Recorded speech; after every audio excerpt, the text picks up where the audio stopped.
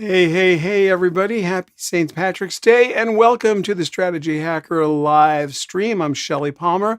I hope you guys are having a great day today. I am very excited to be here, super excited, and we are just getting started on a beautiful, beautiful Wednesday. Please tell me where you are in chat because chat is where the whole thing happens today. We are very excited to have people here from LinkedIn. I see you all, and YouTube Live, which is the sort of main zone we're in. We see some Facebook Live and Twitter Periscope and a little bit on Twitch. So welcome, everybody. We're so happy to have you here today. Tell me where you are. And of course, in chat, you should put a little bit about what you do, because that way everybody who's in the chat can hang out with you and be part of this, which is very exciting. Let's see what's going on today. Well, we'll do a little housekeeping as everybody sort of trickles in for a little bit. I'm very excited to talk about the news today. There's been quite a bit of news. Let's welcome some people as we're getting here. Hello, Robert. How are you from the Central Park Zoo? I'm glad you're here. And Justin, welcome from Kansas. And Ken, welcome from New York City. Happy to see everybody today.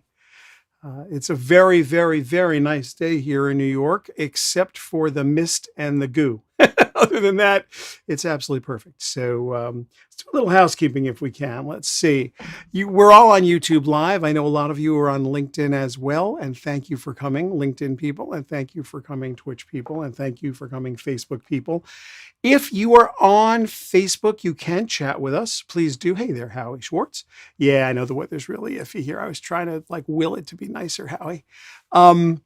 If you are on Twitch, if you're on LinkedIn, you probably are right in the chat with us. But if you're having trouble and you're not seeing other people chat back to you, you can go to the Discord server. In the description for the live stream, there is an invite to Discord, and we're very happy to welcome you to the Discord channel. So a lot of interesting things do go on there during the week. It's not all just about the live stream. So YouTube Live, for sure, that chat is live right now, and I see a lot of you are getting involved. Hello, Steve Catola. Hello, Jeff Ratner. Hello, Kevin. How are you? And happy St. Patty's Day to everybody. Very happy to have all of you here. If you are a PGX member, then you can ignore the next 10 seconds. PGX is our private social network. We are not quite sure what to do with it. Now there are well over 3,000 members of PGX. It's pretty active. People chat every day, which is wonderful. It's really nice to see people chatting at pgx.tech. Let me just do something here real quick and check a little statistic or two. Yeah, very good. People, are really robustly chatting and happily chatting at pgx.tech every day. People are posting articles and they're posting their events, which is fantastic. And I hope you'll do the same.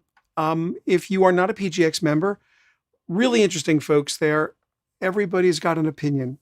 Everybody's got a serious opinion. Welcome. Okay, where are you? Let's see. Raymond from LinkedIn. Akil, is that? Wow. Aqueel. Akil? I'm doing my best. Tell me where you're calling it or chatting from. Anyway, pgx.tech, great place to hang out. You're absolutely welcome to join. I think you'll really like it. And, just feel free to get involved. I think everyone is going to, that you meet there, you will really enjoy meeting.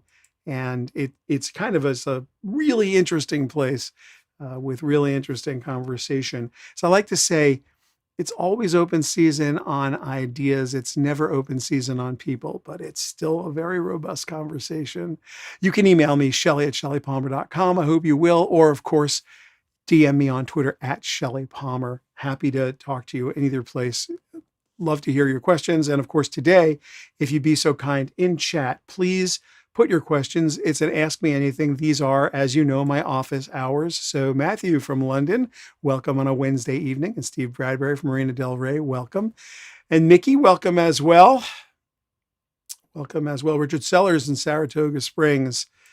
Fantastic up there, I know. Mary Beth, welcome from San Diego. And wow, cheers from Michigan back to you.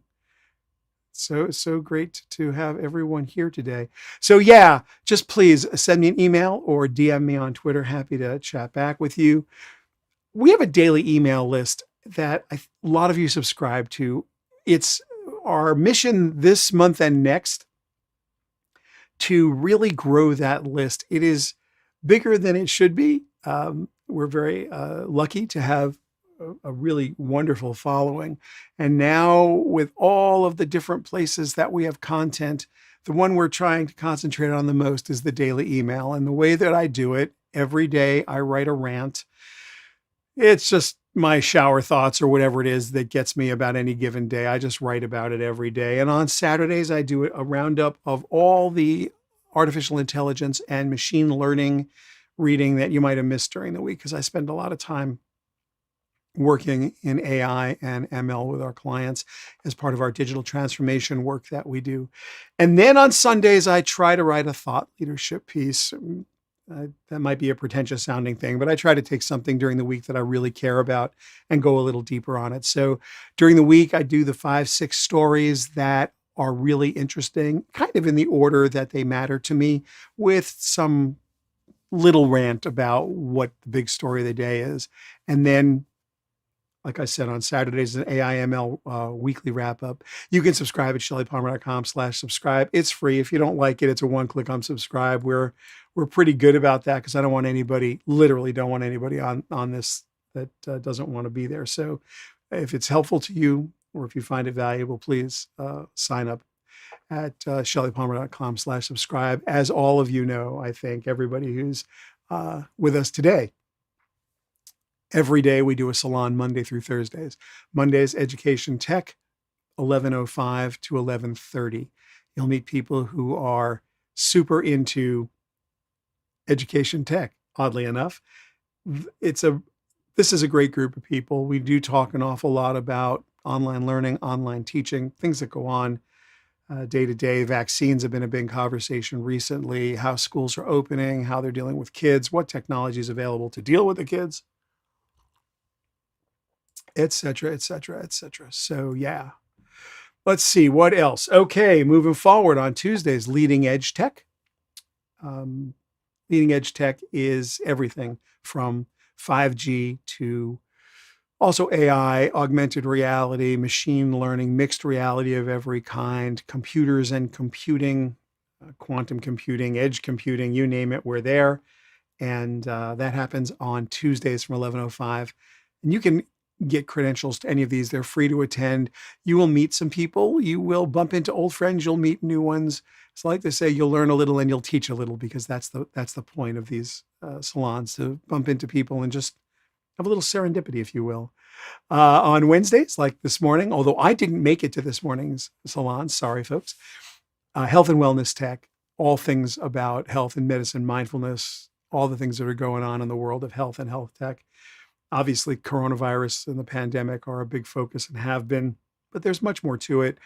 There's weight loss and mindfulness and health and wellness and telehealth and molecular biology, human machine fusions, whatever is on your mind health-wise. One of the things that's fascinating is that no matter how many people want to be doctors, and no matter how many people become doctors over the next decade, we aren't going to have enough doctors. So it's fascinating where technology is stepping up.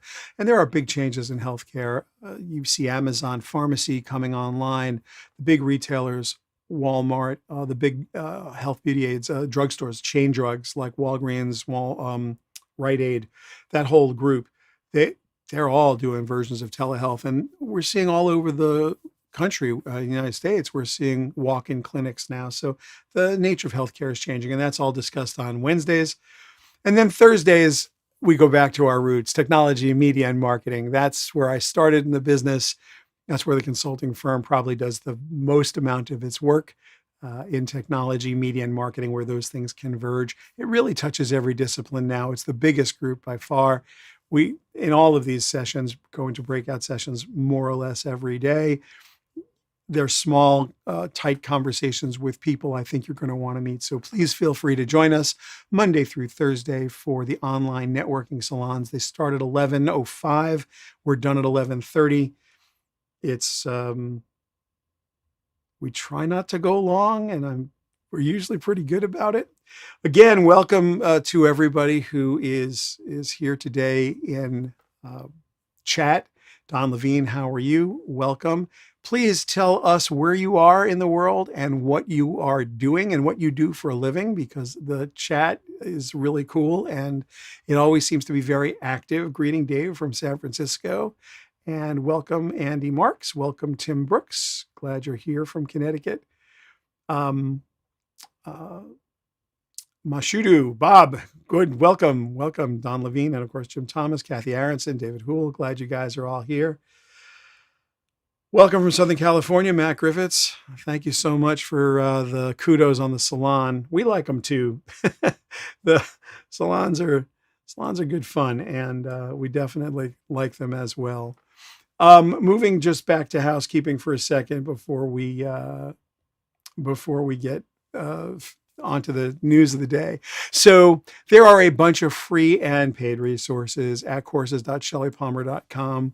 This week we had a run, if you will, on deepfakes, and you'll know why in a minute.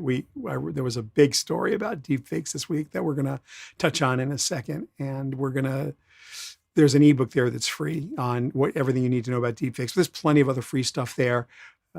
Stuff about decision making and business analysis, how we do SWOT diagrams, how we do P&G memos, how we do decision matrices.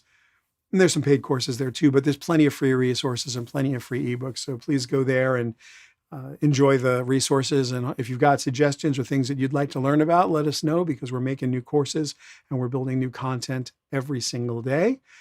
If you're going to tweet, and I hope you will tweet or post somewhere, somehow about this, please use the Strategy Hacker hashtag. It seems to not be getting all the traction and being shown all the love I'd like it to be shown. So Strategy Hacker, if you can. This is my insanity, my light humor for the day. Shelly Palmer 5 on TikTok. Now look, last week I was a bona fide TikTok star. I mean, last week it was glorious.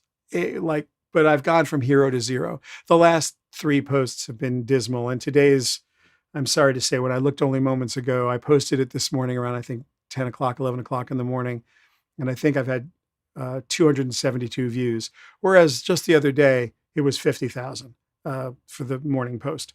Then a couple days before that, it was 400,000. So I don't know if I go from hero to zero on a regular basis.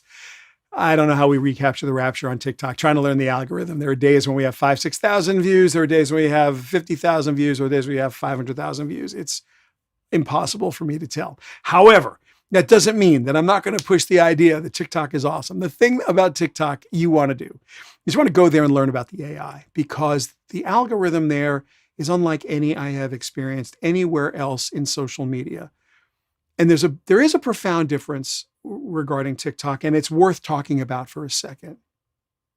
All the other social media tools have more than one way to interact. Think about it for a minute. There's a Facebook story. There's the news feed itself. There are groups. There are all kinds of places where the algorithm can figure out what you're doing on Facebook and feed you stuff. And they also chase you around the internet, because that's sort of what Facebook does. While Instagram is tighter than that, right? You've got the Instagram feed, but you also have a story feed. So they've got a couple ways for you to interact. Think about WhatsApp. That's more restricted to a text environment, but not fully so. As you go across the wide range of social media, you realize that all of this data is collected and used in more than one way, except on TikTok. You don't have a choice on TikTok. You can go search, but if you're just sitting there and you're just scrolling, mindlessly scrolling, the algorithm decides the one and only thing you're going to see or are likely to see. And therefore, it has a very good idea of how quickly you scroll away from it, whether you swipe to the left to go into that person's profile to see if they've got other videos, whether you decide to follow them or whether you like it.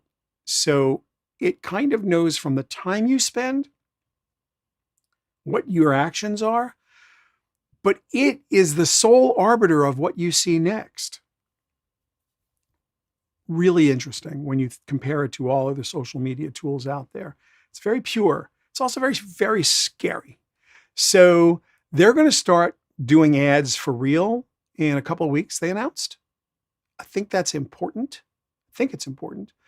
They put a banner up the last 3 times I logged on, letting me know that I had not opted in to customized advertising, so that they were not at the moment allowed to use my data to target me in an ad.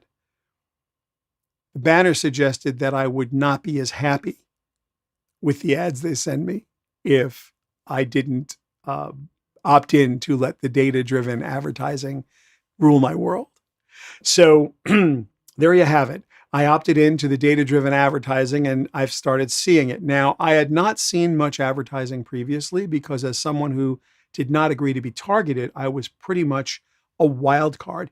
And most advertisers wanted to get the greatest return on their investment would have only looked for targets. They would not have looked for random humans. And I'm certainly a random human until the other day when I became a non-random human to TikTok. So the way they handle advertising is also fascinating. You see TikTok, that's anywhere from 15 to 60 seconds, depending on what it is. In the beginning, kind of looks like a TikTok, although the ones that are ads, slightly better camera work, slightly better lighting, slightly better, so you can kind of instantly tell what that you're about to be advertised to. And then magically about, I'm going to call it 5 seconds into whatever you're watching, little blue banner shows up that either says download or some way to engage or interact with that particular TikTok. It's pretty fascinating. So I don't know how, I haven't clicked on one yet because I haven't seen anything that interests me. And I've been trained by TikTok not to interact too heavily with stuff I don't care for, because they will send you stuff. And it's weird too, because the algorithm's not smart enough to know you're looking at it because you're curious, but you really don't care about it. There was about 2 weeks ago, well, 3 weeks ago, post-insurrection, I guess the month of February, post-insurrection, there were a lot of people stitching stuff and there was a lot of headbutting, Democrat, Republican, just going at each other really hard. Some of it was a little funny. And I spent some time watching and some of it was like really sarcastic. So what would happen is you'd see somebody who was ranting about one side or the other as if they were that side. And then you realize about 10 seconds, 15 seconds in that it's pure sarcasm. You kind of think it is.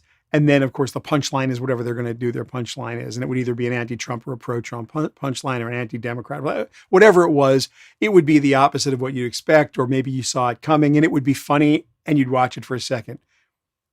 One Trick Pony really got old. The algorithm didn't understand that it was a one trick pony because it can't. It doesn't have context. And so I found myself really getting bored with TikTok, and I was finding myself just scrolling through this stuff really quickly. I just wouldn't, like, as soon as it looked like it was going to be political, I just got it off my phone because there was no way in the world I wanted to sit through it. It took me about 3-4 days to get the algorithm to understand I don't want to see any of that. Give me my woodworking and give me the music and give me the stuff that I care about. You know, I want to see interesting tech tips and whatever, because there's some people doing some crazy good tech tips on TikTok. There's one young man who he starts every single TikTok with, and here's an iPhone feature you definitely didn't know about. And to me at this point, that's a throwdown. It's like, man, I know the iPhone inside out. Let's go. He's 1 for 3, 1 for 4 on stuff I didn't know. So I stand corrected. It's like, clearly he has more time in his hands than I do. Impressive stuff. So anyway, I think the TikTok ad thing is going to be fascinating. Shelly Palmer 5 is where you find my TikTok insanity. That's where I am every day.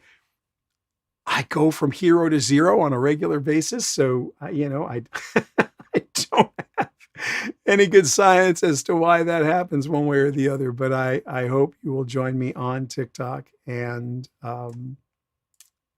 yeah, I just hope you will.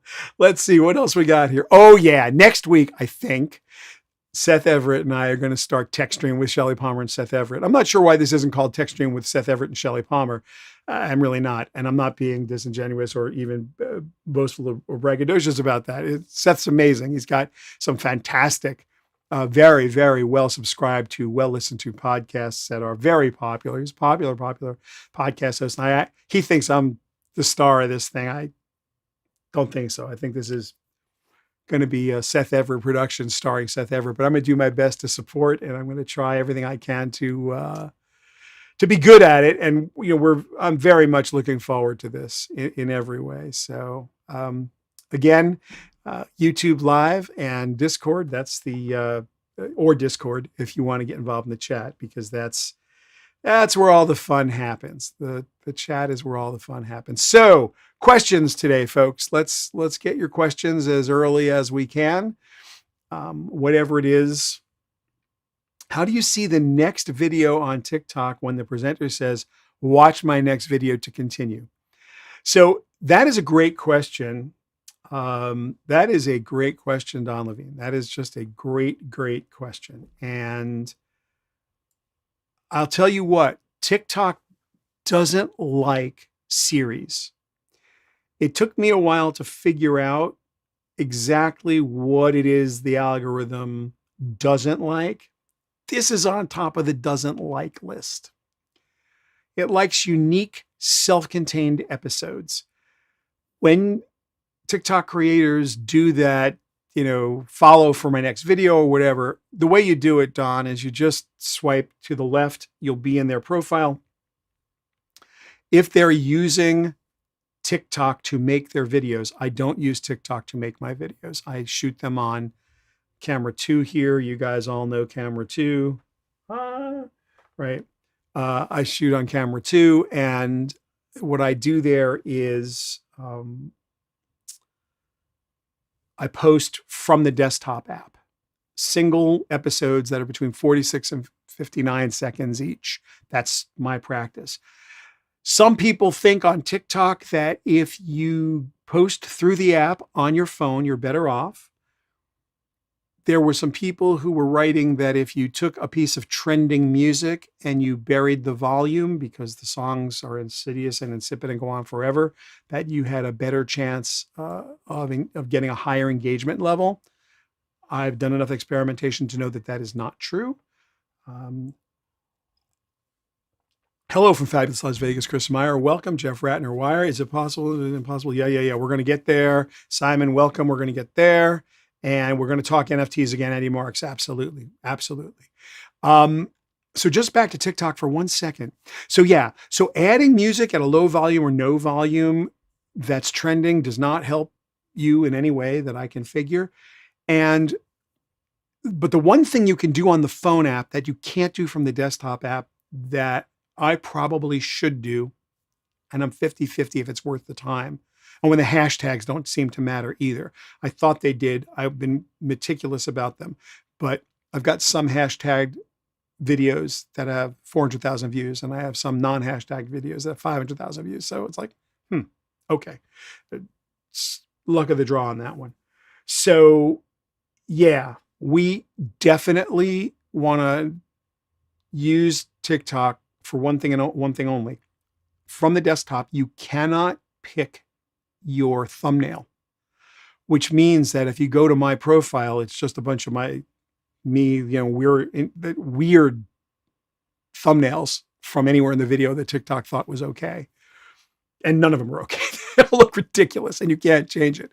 If you do your video in the TikTok app, there's a tool that allows you to put a title card there. Most of the creators, Don, to answer your question, most of the creators who are on TikTok, who are using this idea of follow me, do a thing, find mine, and they're doing a series of, 3, 4, 5, 6 videos, which again, the algorithm doesn't care for at all.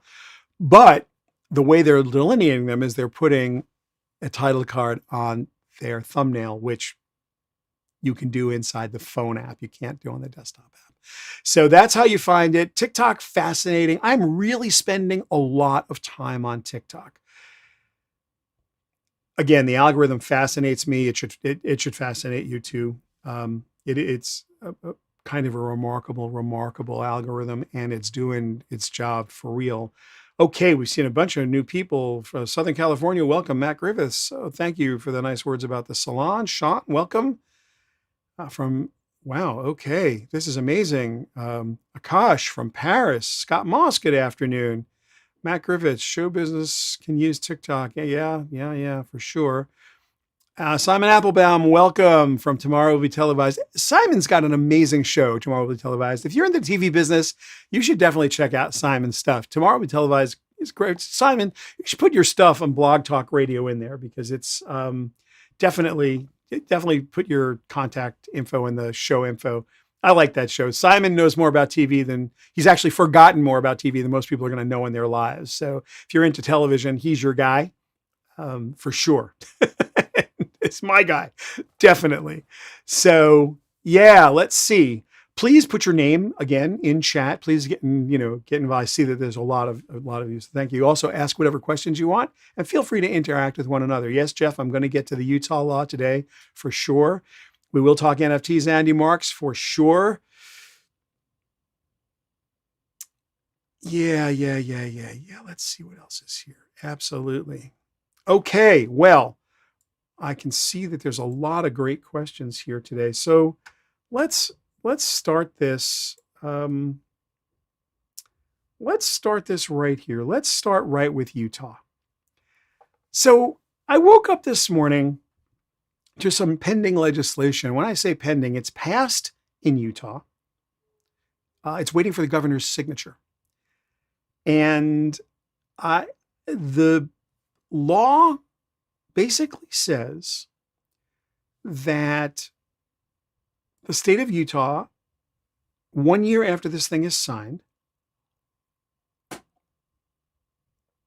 will require all smartphones and tablets sold in the state to come with an automatic filter that is on when you get the device that filters out pornography. Somewhat more stringent than parental controls. Now, the Utah Criminal Code defines what harmful to minors means. And this law uses that definition. So in today's blog at shellypalmer.com, which you are welcome to go to, the way you get there is here. You just go to shellypalmer.com. It's a blog post today. That's where we are. So just at shellypalmer.com, it's the first story up. And there the criminal code is listed right in the blog post. So yeah, this thing fascinates me. Friends of mine, several lawyers today wrote me emails responding to today's blog post saying that this is the Supreme Court's definition of harmful to minors, that it's totally legal, it's going to stick, it's real. I have no question in my mind that the lawmakers are doing a legal law. I wasn't saying it wouldn't be a legal law. Of course, it's probably legal. Legislators are trying to get it passed. It's passed the legislature in Utah, and the governor's going to sign it, or may not. I asked a different question today. And the question I asked is a really simple question. How would you do it?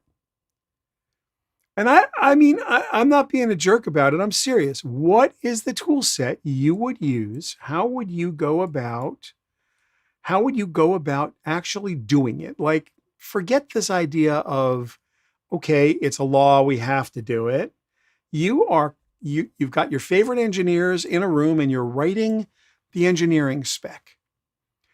And you're writing down in the future tense, this piece of software will do the following. It shall look at all the content that is browsed on the device and try and understand if there are naked people in it.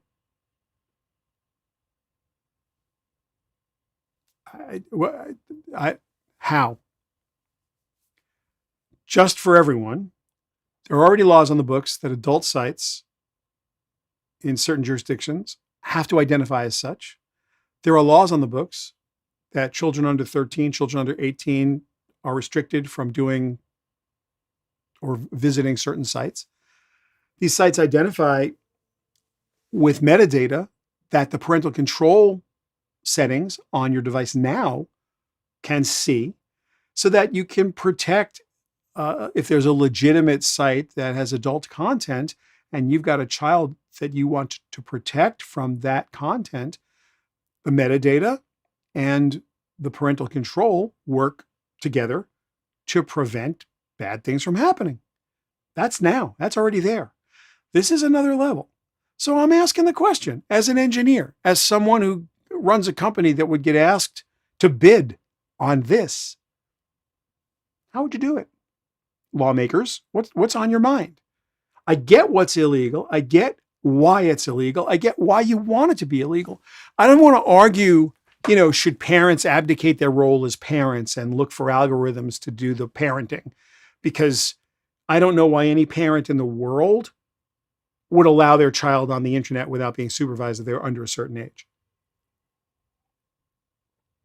I have no idea. I know it happens every day. I understand that parents can't be with their kids every day, and I don't envy young parents today who have children who are of an age where they can browse the internet by themselves. These are very tough times and these are very difficult problems. But really, folks, okay, I'm not going to argue any of it. I'm not going to argue whether it should or shouldn't be legal. I don't want to talk morality. I don't want to talk any of that stuff. Lawmakers going to pass a law that says this is what the law of the land is. The reason I'm bringing this up is that, to me, this is as much nonsense as what may happen with other regulation with respect to other data, that lawmakers who are not engineers, who are not technologists, who think that retargeted advertising is AI because it feels like it. So rather than having been to school in their lives and rather than understanding what predictive analytics is and understanding what Bayesian mathematics is and how good it can be if you have enough data, rather than understanding that retargeting is really a parlor trick and it works really well, but has nothing to do with artificial intelligence or any of that. It's just dropping cookies and looking for metadata. These are the guys who are going to sit in a room in the state house and at the federal level, they're going to pass laws that they think are reasonable. Well, big tech, you'll figure it out. It's like, no, I know we're not going to figure this one out. This isn't going to get figured out. And if it is figured out at the highest level, it's not going to be figured out in other levels. So this gets really persnickety for me. And I saw this as a canary in the coal mine. The porn thing makes it sensational, but take the word pornography out of it for a minute and just talk about unreasonable understanding of content. Unreasonable understanding of content. AI doesn't read the content. Facebook doesn't read the content. It looks at all of the people in your social graph that are looking at the same content, and it makes an assumption that if birds of a feather flock together, and these are the birds you're feathering with, you'll flock with them. It's like Joe, Harry, and Sally are one node away from you in the graph database and the Facebook graph, and they're all looking at Jimmy Choo shoes. So you're going to surface an ad for Jimmy Choo. They got a pretty reasonable expectation you're going to do it. Confidence level is high and they're ready to go. I mean, we don't have technology to read the content. And even if you did have technology to read the content, Google, the biggest AI project in the world that reads language, Google Translate, on their monolingual system, is got to like a sentence right now. They're not at a paragraph level. How are you reading a page? How are you looking at a picture and determining what it is? Not face recognizing it. Deciding that image is erotic versus this other image, which is this is a medical image where someone's talking about doing a self-exam for breast cancer. And that's one picture, and the other image is a hand on someone's breast. And you're going to tell me which one is porn and which one is medical advice as to how to do the work. that you have to do to keep yourself healthy. Yeah, it's possible. It's unreasonable as all get out, but it's possible.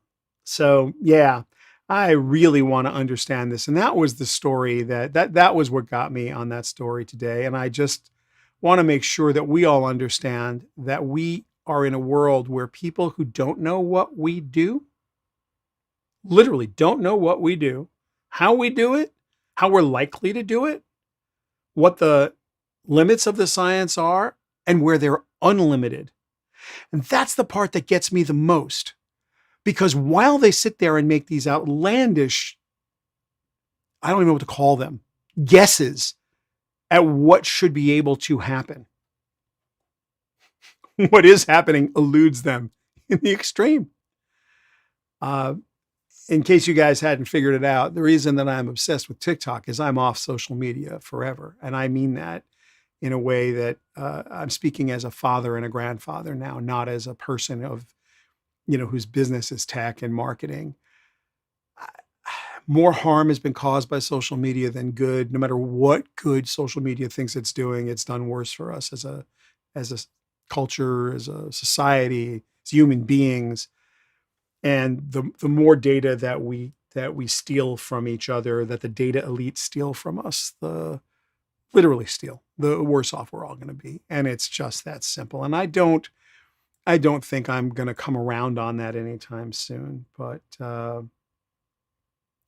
yeah. But let's see what we have here. Now we got a couple of the good questions. Good questions. Okay, great. We'll get to these in a second.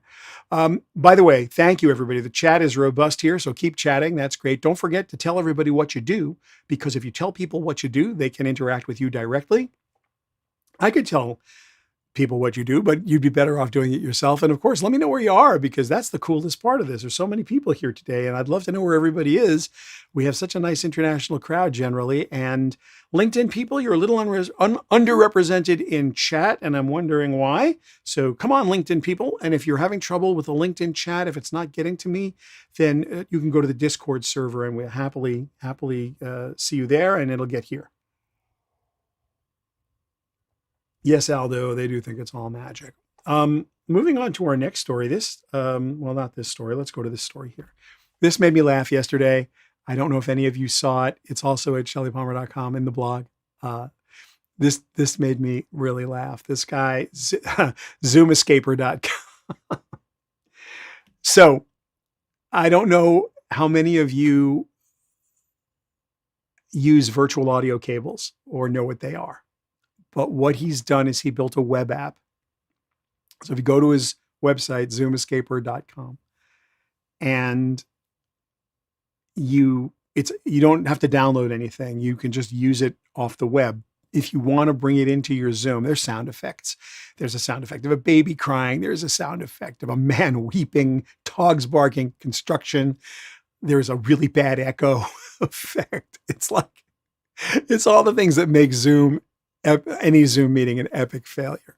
Really fun.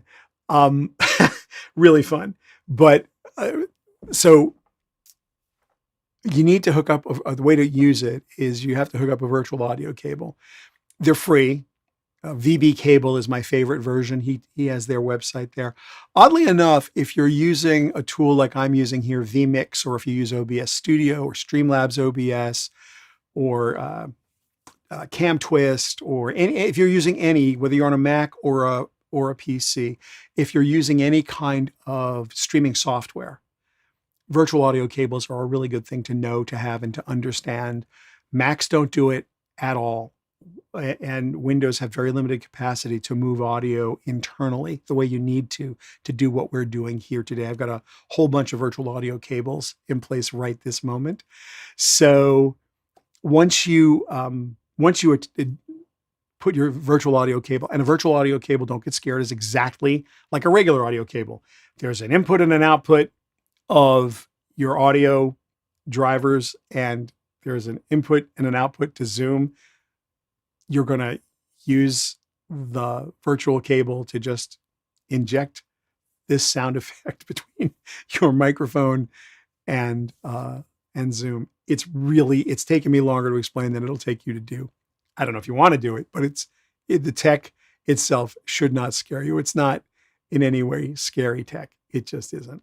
But it was really funny. It just made me laugh in every way. Next story up today. This happened earlier in the week. This one blew my mind.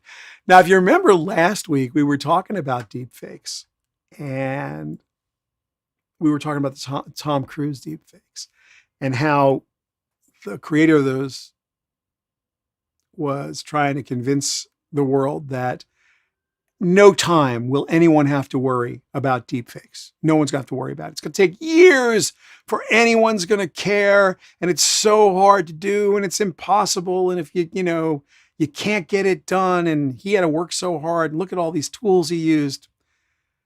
And I called BS on that the minute I heard it, and I told you last week it was BS, and I wrote a blog post about it last week. In fact, my Sunday Thought Leadership piece was just calling him out, and we talked about it last week. This week, a mom in Bucks County, Pennsylvania, here's what this gem of a mother did. She wanted her daughter to get on the cheerleading squad. She deep-faked some of the competitive girls who were also trying out for and or on the cheerleading squad. She deep-faked them into naked pictures, smoking, drinking, compromising situations of every kind, sent them to the coaches, sent them to the girls. Oh, and the cherry on the cake of this mother's use of deepfakes is she texted the victims, these young teenage girls who were cheerleaders in the high school in Bucks County, with messages that they should, urging them to kill themselves. This so her daughter could have a spot on the cheerleading squad. But don't worry, deepfakes are so hard to do. Nobody is going to use them. This is an M3 in Pennsylvania Penal Code. That's a misdemeanor. $15,000 fine, up to 3 years in jail, although in some jurisdictions it's only up to 1 year in jail. Urging an adult urging a teenager to kill themselves only earns them a $15,000 fine. Only earns them a year in jail if convicted. I don't know. Someone said this was a pageant mom. I'm like, I don't know any pageant moms. I don't know any mother that would do this. This was the most Tanya Harding thing. I was speechless. I don't know how you feel about it. I was speechless. I really was. I feel like we've crossed a Rubicon when you get to the point when you get to the point where you're willing to do that to a child and you have the tools, and those tools are totally available to everyone. There are apps. I guess Face App is the most popular. I think it's $15. It's a German app, but there's Face Swap. There's like, if you go into the App Store or the Play Store, there are dozens of these. And if you go online, there are dozens more. No, I don't think she had any particular. John Mucci asked the question. That's a really good question. Did she happen to have any particular training? They didn't go into detail. I don't know the answer to that question. And I think that's a really good question. Her mugshot, she had like a little Cruella de Vil vibe on, this is like the nastiest looking mugshot I think I've seen ever. This is the question. Did she have any? Yeah, it's a very, very good question. Thanks for asking it. John Mucci, I don't know. I don't. It's a great question, but I don't think so. And by the way, you don't need any special training. That's the part of this that, is a little bit insane. You don't really need any special training at all. Oh, well, one other story this week that was kind of interesting. By the way, if you guys, quick favor to ask, you're not supposed to ask for this according to the YouTube people who post YouTube videos. But if you haven't subscribed to this YouTube channel, would you do me a favor and subscribe to the YouTube channel? You just have to press the little subscribe button. I just want to see what happens when it happens. YouTube is, we met our threshold for whatever it is we needed. I think we needed 1,000 subs, and I think we're well over that now. So I appreciate that. But just do me a favor and hit the subscribe button if you can. If you haven't already subscribed, if you have already subscribed, thank you. We're posting YouTube videos on a regular basis, every day actually. And I make a video every single day, and no one ever watches them on YouTube ever because we don't promote them ever. So no one knows they're there. And what we're going to try and do is figure out how to promote them to the subscribers, which would be you guys. They're little 60-second videos, pretty much of the rant every day. So I would appreciate it if you wouldn't mind. And if it's not too much to ask, I guess is the thing I'm saying. So moving on to the next crazy story. This one scared the hell out of people this week. Netflix was threatening, they're doing a little test to try and figure out if they should ban password sharing. How many, well, you don't have to like incriminate yourself for sure, but a lot of people, at least a third of the people on Netflix share their passwords. Netflix has about 200 million subs. I guess they're getting nervous. They got a lot of competition now. It's a big deal for them. So I think that, I think they're getting nervous. Welcome, John Spade. Glad you subscribed. Thank you so very, very much. Carmelo, welcome from LinkedIn. Glad you're here. No, Ken, please don't unsubscribe and resubscribe. I appreciate that.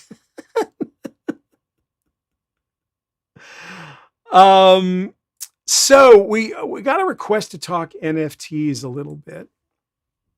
And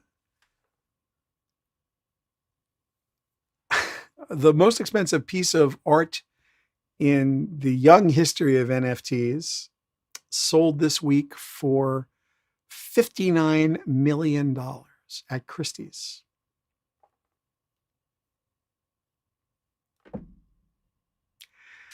$59 million. Now, some of the art dealers that were interviewed, I found pretty fascinating. First, they were stunned and excited that this piece of artwork brought in $59 million. But the sober ones, the ones who actually, then kind of woke up, were like, I wonder if this is too much too soon, or if this is going to taint it and spoil it for everybody, or whatever. If you don't know what an NFT is, we covered it last week. I don't want to rehash, but I will tell you, an NFT is 100% the opposite of a cryptocurrency. Right? Cryptocurrencies are fungible, like dollars are fungible. And what that means is I can exchange $1 for another dollar. All dollars are equal. If you've got a printed dollar, it's a dollar. You have a dollar represented, it's a dollar. An NFT is a non-fungible token. It's a token that represents something that is non-fungible and unique. So what people are doing is they are tokenizing their content, and they're putting this content up at auction, and you can own the piece of digital content. This comes with its own set of interesting caveats, not the least of which is that I don't know what it means to own something digital, because it doesn't mean other people can't look at it. It just simply means you can claim that you own it. So people are claiming that they own the stuff that they're NFTing, which my guess is they are. And, Jack Dorsey wouldn't take the money so far for his tweet, but it's still at auction. And Elon Musk turned down $1 million for the tweet that he was auctioning. I hope he's going to give that money to charity. But even if he is, I don't know what the value here is. I really don't. One last time before we're coming to the last 10 minutes. So again, chat is amazing. You guys have done a great job today chatting with each other as well as with me. But please tell us where you are and tell us what you do so that everybody can interact with everybody and reach out. And of course, if you want to join a full-up community with all of the people that sort of circle around this content, you're all welcome to join PGX, where you'll find an awful lot of people.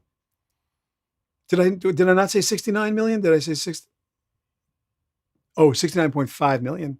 I say, yeah. It's, yeah.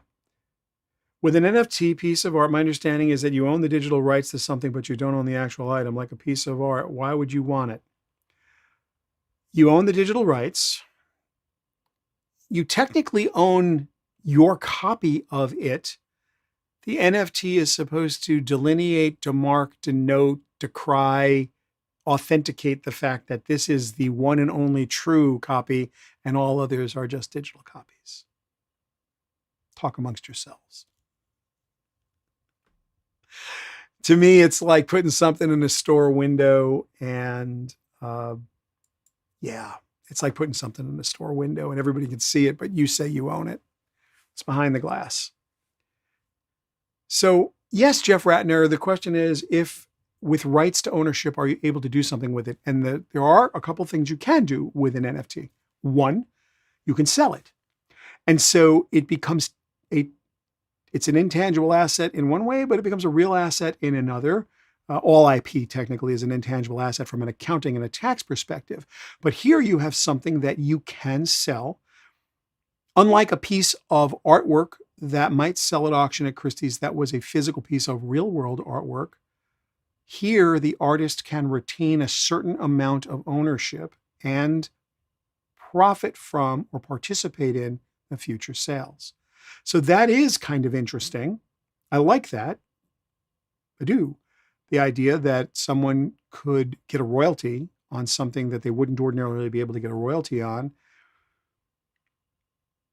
Copyright in America has been messed with viciously over the years, mostly by big corporate, mostly by the Disney organization. And I've been the recipient of the right. I've been on the right side of that legislation because, as many of you know, I started my career as a composer producer, and I'm an ASCAP composer. I am a big fan of ASCAP royalties. In 1998 and 99, I won ASCAP's 12th and 13th annual, I forget what years they were, Film and TV Awards for most performed themes on TV. Not a quality award. I'm not a bragger. It's a quantity award. It's just one of the highest paid ASCAP writers those 2 years. I just had a ton of music on TV. And all of that came with royalty streams.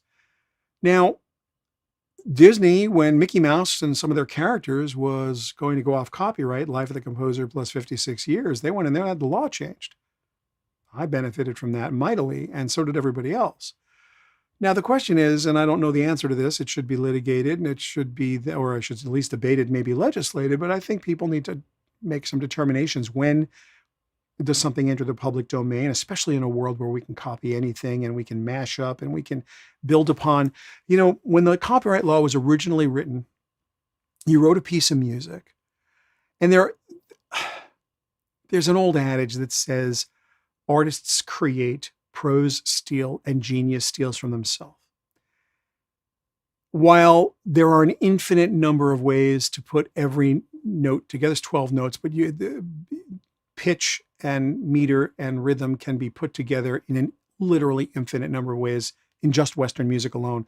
You add the microtonal world of Indian music and Asian music of all kinds, and now we're into infinite plus, if that's even a concept, but just the Western scale, there's things that they're societally very pleasing to our ear. Americans have an incredibly lowbrow understanding. Pop music is pretty simple.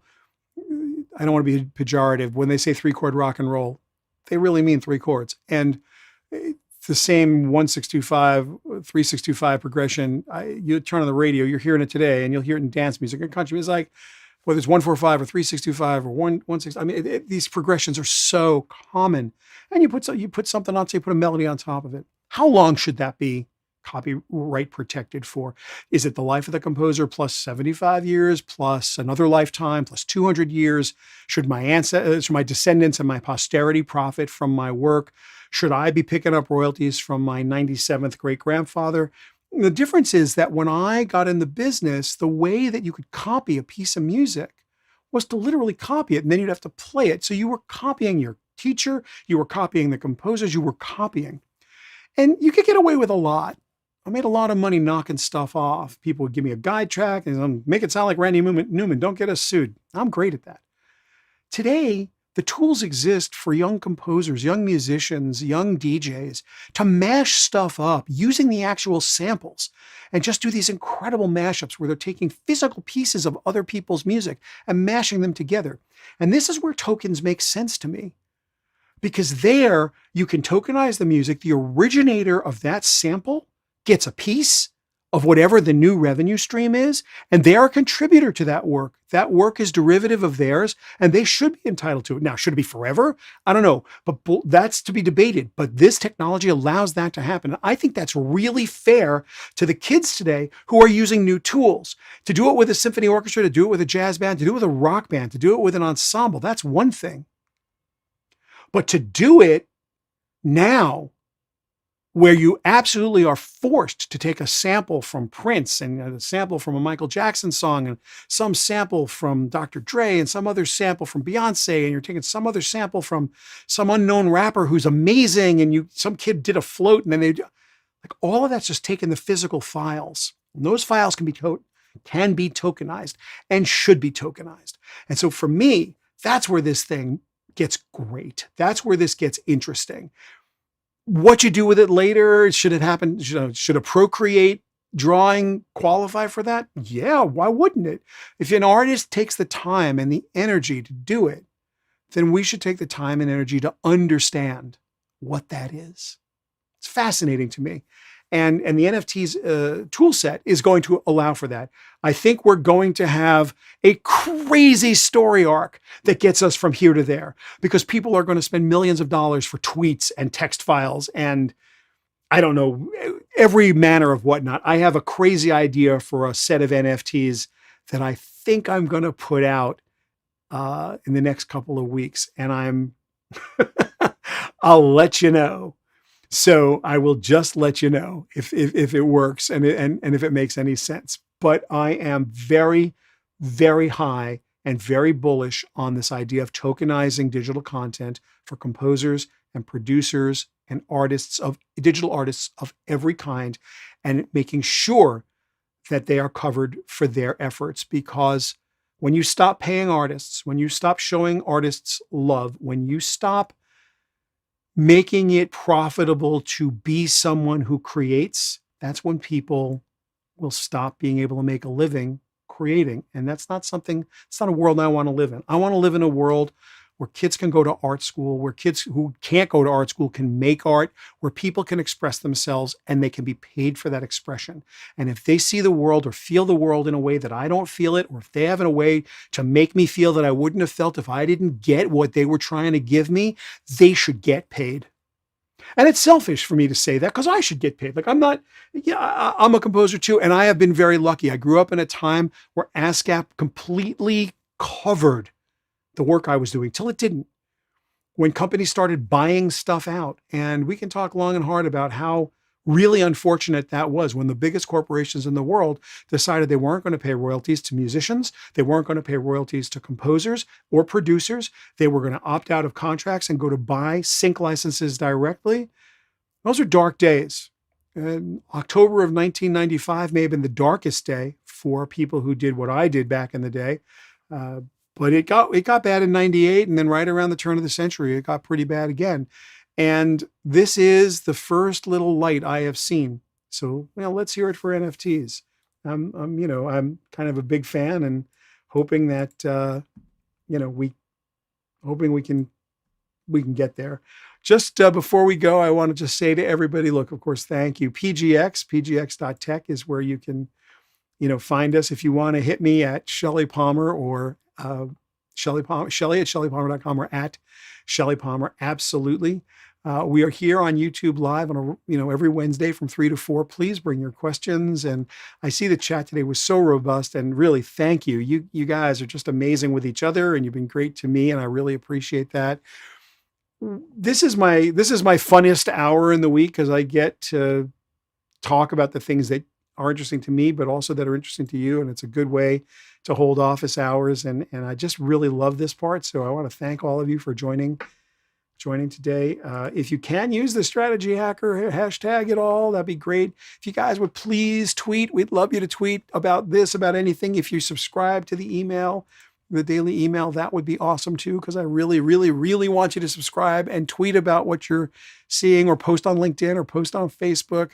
Just, show us a little bit of love when it comes to that we know you're out there. That's my big ask, if you will. That's what I'm looking for as payment. And with that, I will say to all of you, thank you from the bottom of my heart. Thank you very much for being here. Please stay safe and get vaccinated. And if you can, wear a mask, because let's face it, when this thing is over, we're going to party like it's crazy. Chris Meyer, we're coming back to Vegas the minute we can.